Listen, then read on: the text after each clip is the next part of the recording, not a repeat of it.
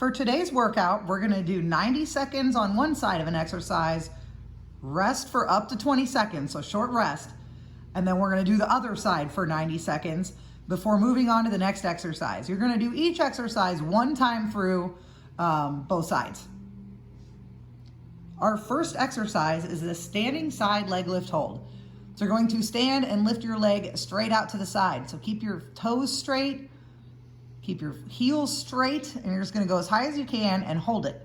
If you need to balance on a wall, you sure can, but make sure your leg is straight out, and we're gonna hold it for 90 seconds. Then you'll rest and do the other side. The next exercise is glute bridge hold with reach. So you're gonna set your glute bridge first. That's the most important part. That's why we say it first. So you're gonna tuck your hips, lift, and make sure you are using your glutes. Then you're gonna take one hand, reach across your body, and try to touch the ground on the other side of your shoulder. And then come back to flat. We're gonna do the same side for 90 seconds before resting and switching sides.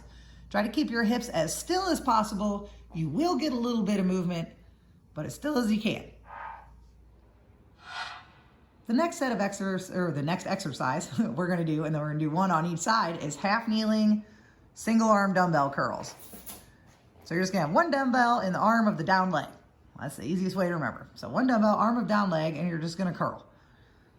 Make sure that your front leg, your ankle is right underneath your knee.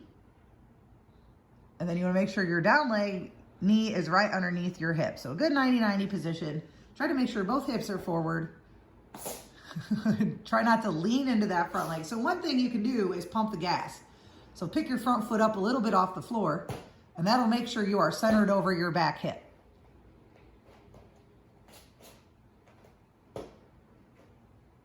Once you get in that good position, then we're gonna curl. 90 seconds on this side, rest for up to 20 seconds, then do 90 seconds on the other side. The next exercise we're gonna do is side plank with the toe tap. So you're gonna get in a good side plank position, make sure your down elbow is underneath your shoulder. Lift those hips, and then you're gonna tap your foot forward and behind your down leg foot. Try to stay as steady as you can. Remember, your down leg glute is what is holding you up, so stay real stiff through your hip. 90 seconds on one side, 90 seconds on the other side. You can do this modified if you want to by being on your knee on the down leg.